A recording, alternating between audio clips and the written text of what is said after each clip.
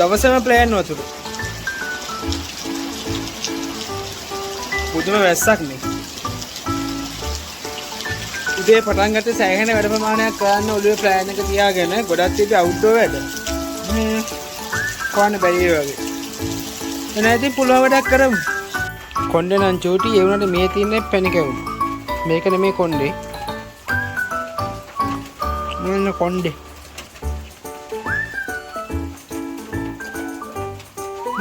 ගස්ස නිසා වැඩක් කරගන්න අමාරුයි. මයි කම්පියුටර් මේසේ මෙන්න මේ වගේ තියෙන්නේ හැඩි වෙලා. අපි මේක ලස්සන කරලා ගමු.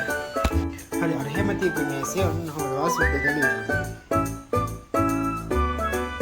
අරන් ගන්න මොනවද හදන්නේ? ෆ්‍රෙෂ් පිට දවසේ පටන් ගන්නකොට තමයි ජීවත් වෙන්න තේරෙන්නේ. කොයි හරියද?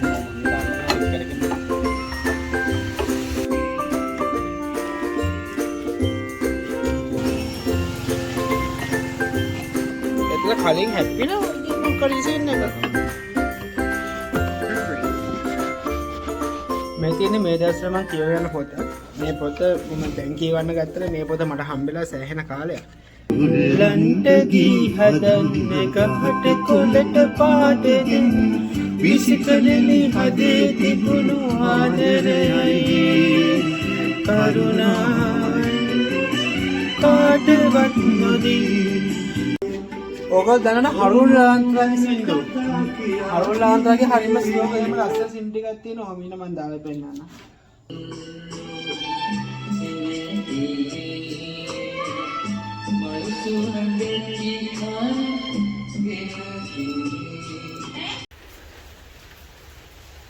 බත් තියෙන්නේ.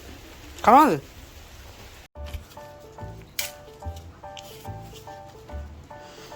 මම දැන්ටත් හිතා ගන්න බැරි මේකේ අල්ලන කන්නේ මේ පැත්තෙන්ද මේ පැත්තෙන්ද කියලා.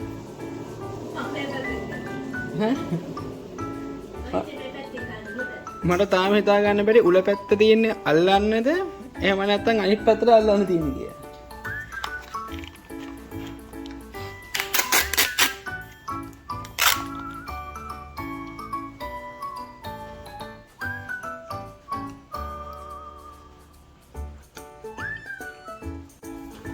මම මේ channel එකේ growth එක දිහා බලන් හිටියේ.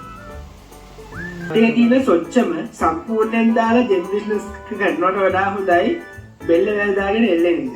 ඇයි මම මෙහෙම කියන්නේ? සියඹලා කෝල් ටික නිදාගෙන. බස් එකේ ඉඳලා හවස් එකේ ඉඳලා දාන්න. ගෙඩි ගොඩයි උන්.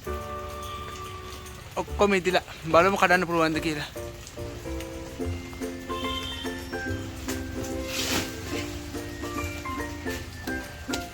අන්නේමයි ගහලා බුවල්ලා.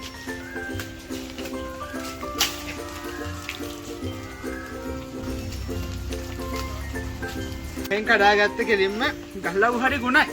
එක එක නාරං වගේ නේ මේවා යකි නාරං. කැන්දට ඔය සෙමා මාරු වලට අරවට මේවට මාරු ගුණයි. හරි එන්න.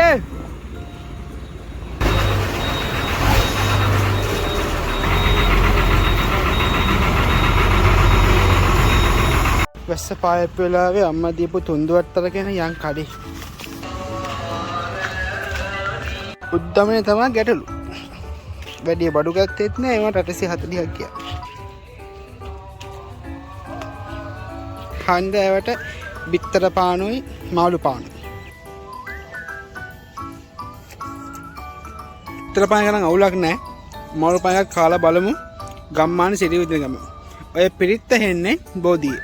මම පෙන්නන්න. චූටි කොක්කක් තියෙනවා. අපි දාලා මෙන්න මේකෙන් ගෙඩියක් හදාගමු. ලාවට රිච් එකේ තියෙනවා. එක ගෙඩියක් මෙන්න මෙතන හිර වෙලා. අනිත් ටික බිම.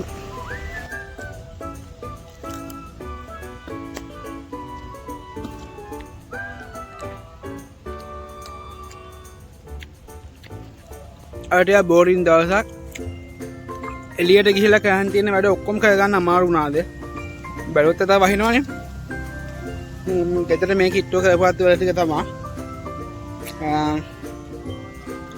ලේසි දවසක්. එච්චර ප්‍රොඩක්ටිව් දවසක් නෙවෙයි. අදට බ්ලොග් එක ඇති එහෙනම් ඊළඟ බ්ලොග් එකෙන් හම්බෙමු